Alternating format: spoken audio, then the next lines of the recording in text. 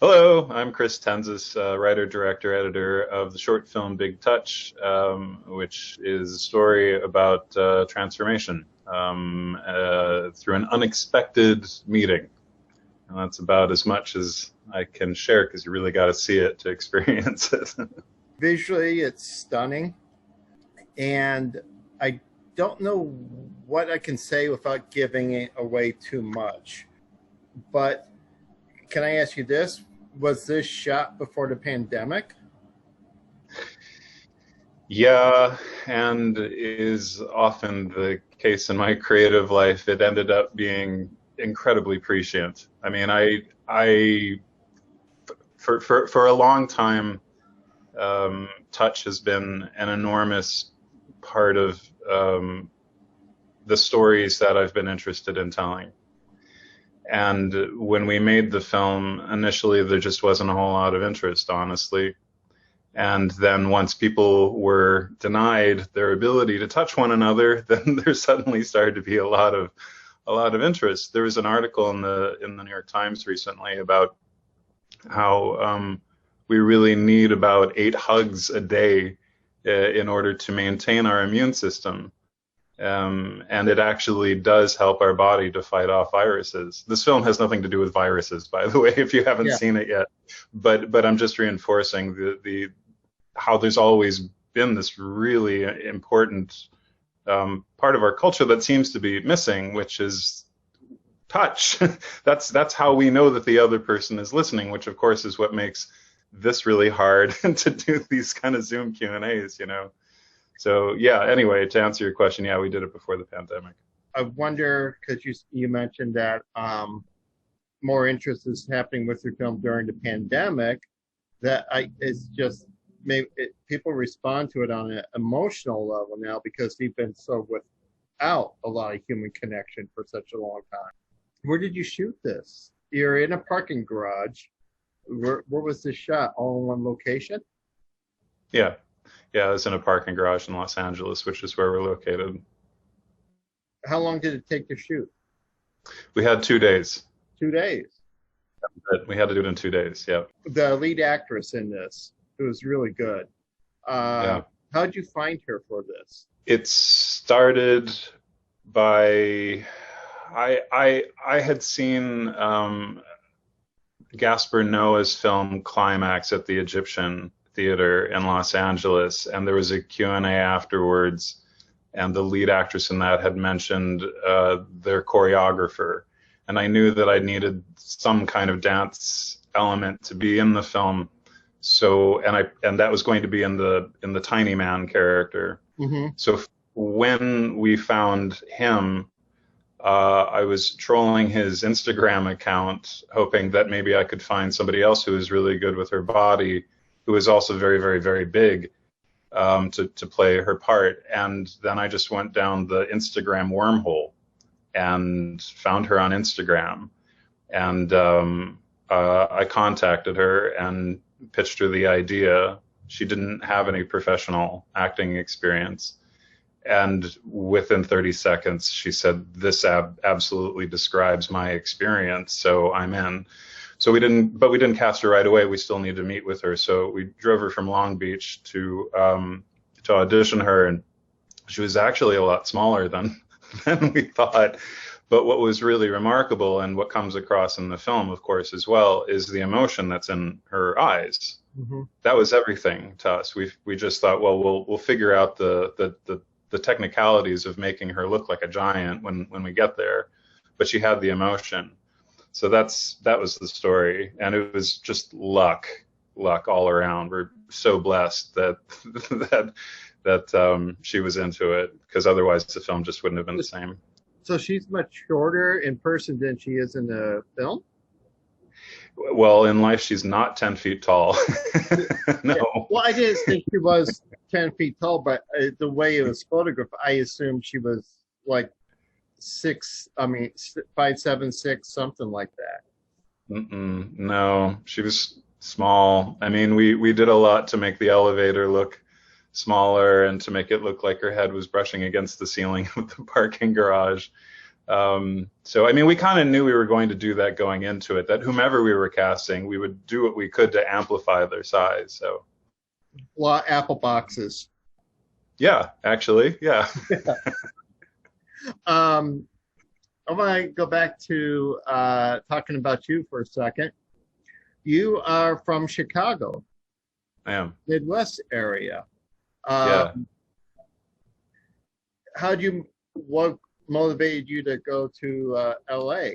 Because Chicago does have not as big of a film industry, but what motivated you to move out west? It was not a direct path from Chicago to Los Angeles.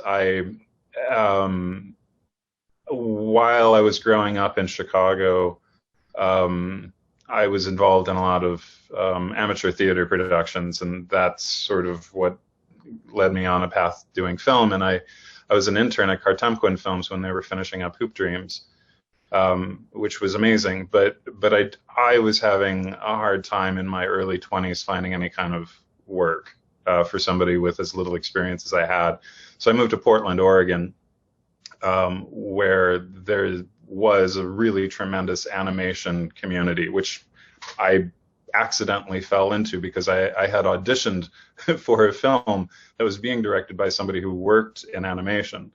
And then one thing led to another, and I ended up working in post-production at this animation studio for many years. But there's still not even a lot of work in Portland either. And I just got to a point where I thought, okay, I need to kind of kickstart my career. And so then I moved here in 2017 to go to the American Film Institute. And it was there that I met the team that would make Big Touch with me. So most of your background, from what I'm looking at here, is in animation. Yeah. Was a narrative live action film always what you wanted to do, or is this Yeah. a unique idea that you thought this worked better as live action than animation? No. I mean, I do think that the two art forms talk to one another. If it wasn't for animation, being around animation and understanding how animation comes together, then perhaps I would lack efficiency in my own storytelling. I mean, if you haven't seen the film, there's no dialogue in it. It's all driven by visuals, and that's my preference anyway, particularly if it's a short film. I had seen a thing about Roman Polanski and how his short films didn't have any dialogue, and to me that made perfect sense, that if it's a short format, it's more impactful. So I've always felt that, and I feel like animation, how much preparation is required for animation really has informed my own style. And in fact, my cinematographer, he worked in animation for a while as well. So yeah. So I love animation, and in fact, I work at Sony Pictures Animation now during the pandemic, and it's the greatest job I've ever had in my life, and I'm meeting extraordinary people and learning a ton. And I'm also interested in using the craftsmanship that I see at Sony is extraordinary. And I know that that's going to help me hone my own live action skills as a director for sure. What's you got any projects that you're looking forward to doing next after Big Touch? Yeah, definitely. I fear too much talking about it the way that if you ask a caterpillar how or why it walks, it could fall over. But they will kind of be the opposites of this, at least initially. They'll be it's a project that will be extraordinarily long instead of the 3 minutes that this is, with an extraordinary amount of talking, only to lead then to extraordinarily long sections of silence. All I can really hint at is that touch, or rather healing through touch, is still very much central to the kinds of stories that I'll be telling in the future. Interesting. Do you have any final thoughts that people might take from your film to help them when they're looking through the website or guide to go, oh, that's a film I want to see? Do you have any closing thoughts on that for them? Well, I would say that what has really surprised me so much in the success of the film is that although the point of view, the protagonist who's leading us through this narrative is a woman, most often it is men who have the strongest emotional connection to the story, which I find really moving. I had an interview with somebody from another film festival, and he was saying that when he was a boy, he loved to hug, and that now that he's older, fatter, balder, and covered in ugly tattoos, nobody thinks he has any interest in being hugged, but the fact is that's all he ever wants. So I think that this is speaking to people in a way that to me is really endearing, because that's exactly how I feel as well as a man, that we really want tenderness just as much as anybody else. And so it's just nice to get that kind of feedback. Well, thank you for doing this. And Yeah, well, thank you for sending the film to our festival.